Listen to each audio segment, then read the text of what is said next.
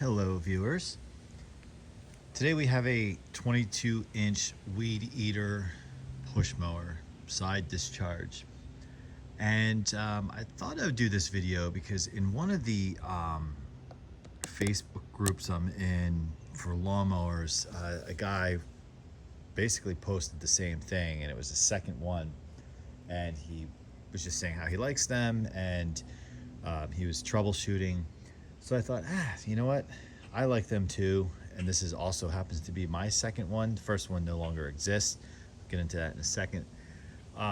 So the backstory on this mower is during 2020, my son and I, and this will be a bigger story with another mower down the line, but short version is my son and I, during COVID, when we really couldn't go anywhere, we were basically finding lawnmowers for free or next to free, doing a little work to them and selling them for a few bucks. And for me, it wasn't really to earn any money. It was more so to have that father and son time. Needless to say, we found a guy not that far away. He was getting rid of basically a yard full of lawnmowers. And no, we did not take them all. We took a few. We ultimately, I think we took 3. We sold 2 of them, and I needed one. Essentially, I needed this Weedeater to replace another Weedeater that I unfortunately bent a crank on it. That one I had for 5 years, and I got it for free. It was on Craigslist. Somebody was just looking to get rid of it. It just needed to be tuned up, and it ran beautifully until that fateful day. I had cut down some small trees, or actually I was doing some clearing, and I typically use these mowers in those areas of the yard where it's a little rough, you know, kind of for trimming and whatnot. And I have a Honda push mower, we'll get into a video of that at another time, that I use for the nicer parts, right? And I really liked that Weedeater. I find today that it's hard to get 22-inch lawnmowers. It seems like everything is 21-inch now. I don't understand why. The only thing I can think of is that's an inch less of manufacturing cost, but yet they'll charge you the same amount of money, if not more, for the privilege of using their lawnmower. I don't know, but anyway, 22-inch I feel are rarer and rarer, and growing up, that's all we ever had was 22-inch. My Honda, which is now 9 years old, is a 21-inch non-self-propelled when I bought that. So even that one. So if I were just to cut the grass, I could technically get it done faster with this because I got another inch of cut. So this one, when I got my hands on it, you can tend to find these online for, you know, Craigslist Marketplace. They're like, you find them for like $65 to $100 and $120. But if you know where and when to look, you can basically get one for next to nothing or nothing. And that's kind of where this one came in. So this one was actually older than my last one, and I should probably look up to see the exact date, but this was a couple years older than my last one. My last one lasted for 5 years until, again, I bent the crank on it. Otherwise, it would probably be with us today. This one is not as nice as that one. The frame for that one, the previous one, lives on with another project. Again, I'm gonna do a different video for that, which I think will be way more entertaining than this one. But this always kind of ran a bit rough. No matter what I do to it, I tune it, I take care of it, I clean it after every use. You know, I treat it like one of my cars. You know, I make sure it has oil. I change the oil once a year. I make sure the filter's clean once a year. The plug. I make sure the gas is good. Carb, if it needs to be cleaned. All of that kind of stuff. So most of these old Briggs Stratton. I know this is not like the old school 3.5 horsepower Briggs, which I have 2 of those, and again, another video for another time. This one is still, based on that concept, is still pretty bulletproof. You can really beat the hell out of them, and they last forever, aside from bending the crank. But this one, for whatever reason, it runs hot. If you use it to mow the whole lawn, which at times we do, because had issues with the other mowers, it it will actually get like blazingly hot, and I think there's been a time or two where it's overheated, and it does have the correct amount of oil in it, all of that. I've done everything I could to optimize this thing. So really, if I just limit it to doing some trimming, trimming around the edge of the property, hitting, we have a few small hills. They're steep, but it takes 5 minutes to cut them. This mower is perfect because it's so light and it's wider, again, because you can get done quicker. It's way lighter than the Honda. Honda's just a beast in a good way, I mean that. So this is handy. So for light use, it serves my application, and I do think something's up with the internals on it. That's why it gets hot like that. But I'm just gonna baby it and take care of it until it's finished. And who knows, maybe I'll get another one after that if I can find one, as we move further and further away from gas and these types of classic mowers. And Weedeater is obviously a discontinued brand. So I'm gonna take this off the tripod and do, I know it's a lawnmower, but we'll do a little walk around and at least take a closer look. So Weedeater 22-inch, 4.5 horsepower. So that tells you something without even looking at the serial number or the date code. If it says horsepower on there, you know it's older, because everything else, they don't measure in horsepower. So my newer one that's gone, that was not measured in horsepower. That's one way I could tell just by visual without looking at date codes.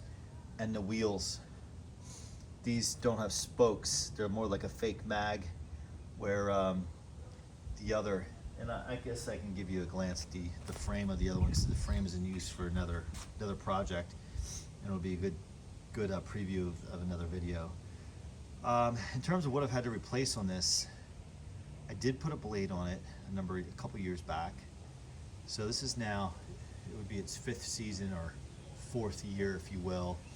And I've gotten my money's worth out of it. I think that day that I got those mowers I shoved in the back of the car, 3 mowers, maybe 4 mowers, I think I paid $20 for all of them. So I mean, totally got my money's worth out of this thing. It could not start today and I would have my money's worth, although I'd be in trouble because I do need a mower right now, because I'm a little bit on desperation mode.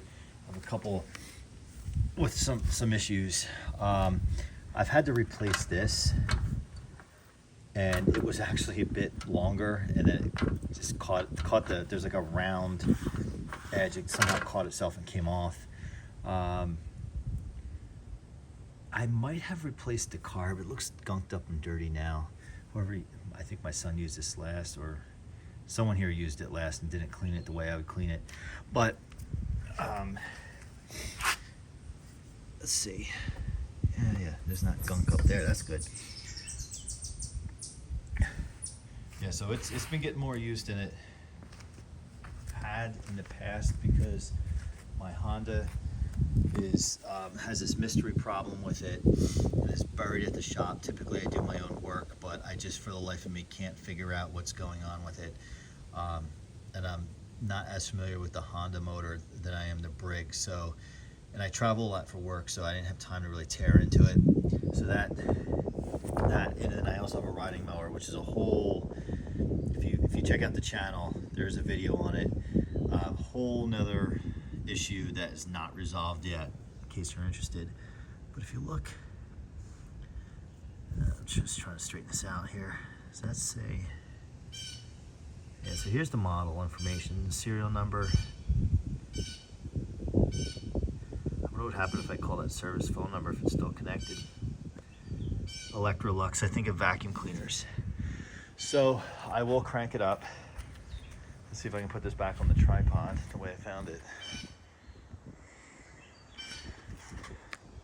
Just bear with me 1 second, please.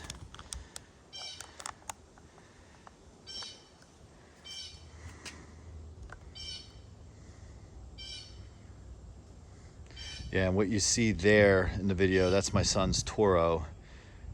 We'll do a video on that, but that one, he's into lawnmowers, and he just like absolutely loves that lawnmower. That's his second pride and joy. His pride and joy, I'll show you in a minute.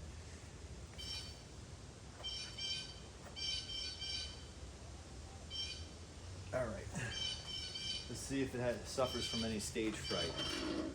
Ready?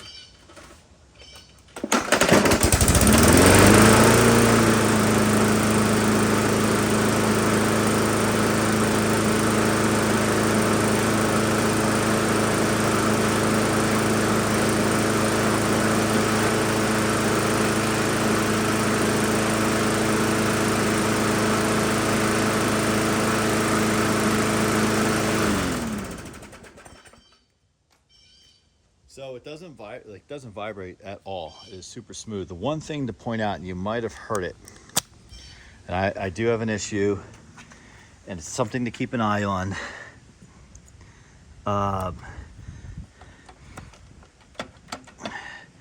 When this pulls, there's one of these are stripped. One of these are stripped, and occasionally it pops out. And then I did a short video explaining this thing spraying oil everywhere, because what happened was you pulled on it, it pulled up, it popped that out, and it was shooting oil everywhere.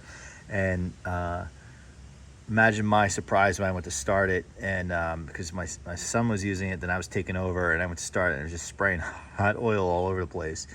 But that seemed to resolve itself. Too bad the camera doesn't have a ability for you to smell, because I can smell, it smells like I smell like burnt oil a little bit, but you did see it didn't, at least I didn't notice any smoke coming out of the exhaust. So it is what it is. It runs smooth when it runs. It's not vibrating, so the crank's good, the blade's good, the internals are good for that. So we'll just keep it serviced. I do once a year like really scrape out underneath. After just about every use, I do take a hose and blow out any grass build up underneath. But over the winter or the off season, I do scrape underneath. And if I have to in certain mowers, I will like lay a coat of primer down if it looks like it's starting to turn rusty. And of course, I sharpen and balance the blade.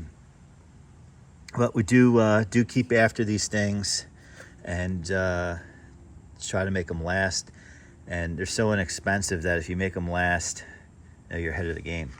And then the last thing I want to show you, more or less a preview, and if you watched my garage vlog video, you would have seen it, but this. So the only reason I'm showing this in this video is this frame was from my original Weedeater, but that motor, of course, was not. That motor came from a 1985 lawn chief that was left for dead. And that's all I'm going to say for now before I get into the story. But that was the frame. So as usual, thanks for watching. And we did a video on that. Soon to do a video on that. Thanks for watching. As I get distracted there, make sure you like, subscribe, and if you're into mowers, I certainly am. I am not as versed as some, where I can tear open the inside of the motor in terms of the cylinder, the piston, the rods, the crank, and all that. But I'm confident to get to that point. So any comments, suggestions, your experience with these, maybe experience on why it's running hot, is something going on with the internals that could be end of life for this, let me know. Start the discussion, and I always appreciate any advice any one of you can give. See you on the next one. Bye.